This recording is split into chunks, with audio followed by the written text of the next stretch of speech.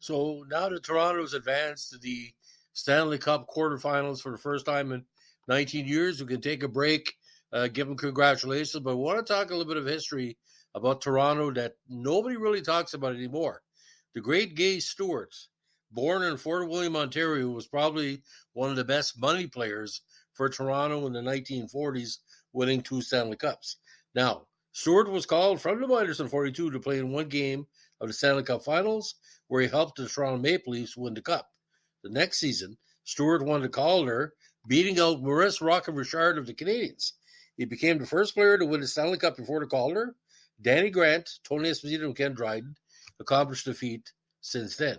Now, after spending 2 years in the Royal Canadian Navy during World War II, Stewart came back as a hero, but also returned to the NHL in 45 and had his best season, leading the league with 37 goals. The last time a Leaf led the league in goals before Austin Matthews in 2021. Stewart won his second Stanley Cup, again with the Maple Leafs in 47. Toronto unfortunately traded Stewart to Chicago early in the 48 season, a deal that brought Max Bentley to the Leafs. Stewart had 3 20-goal seasons for the Blackhawks before finishing his career with stints with the Red Wings, Rangers, and Canadiens. In all, Stewart played for 5 of the NHL's original 6 teams, all except the Bruins. He played 502 career NHL games, 185 goals, 159 assists for 344 points. Unfortunately, he passed away on November 18th, 2010, in a hospital in Burlington at the age of 87. Again, Stanley Cup champion 42-47, Calder winner in 43, NHL first All-Star team in 46, NHL second All-Star team in 48. He played in the 47, 48, 50, and 51 NHL All-Star games. And get this, he was selected to the AHL first All-Star team in 54, and he's the last member, again of the Leafs before Austin Matthews to lead the NHL goals with 37 and 46. Now, he did start with the Port Arthur Bruins of the TBHL before 2 seasons with the Toronto Marlies, cup of coffee in Hershey in 42, then called up to the Leafs. 43, 24 goals, and 47 points in 48 games. 44, though, mostly in the the Army and Navy leagues, Montreal Royals, Montreal Navy, and the Cornwallis Navy. 46 with the Leafs, he had 37 goals and 52 points in 50 games. 47, 19 goals in 60 games. 48, he split time with Chicago and Toronto, 27 goals and 56 points in 61 games.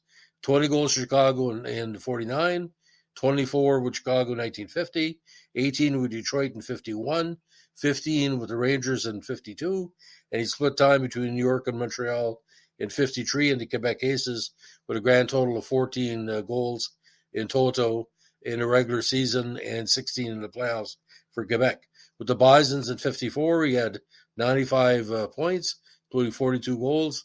Last season with the Bisons, AHL, 36 points in 60 games. So a very, very interesting cat. That's all I can say.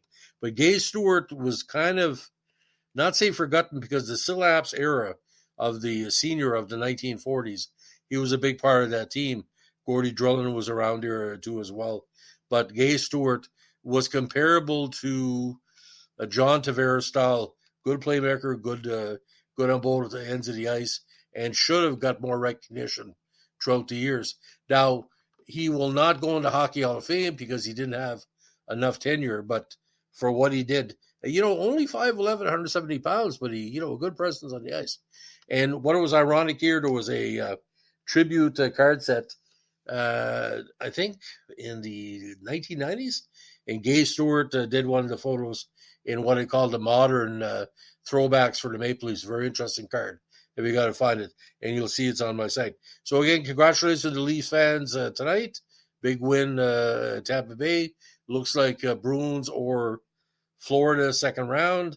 It's going to be interesting to see how it goes upon. But I've seen Toronto lose so many times. I'll talk to me when the series is done. It's like the old saying goes. Thanks for listening. Bye.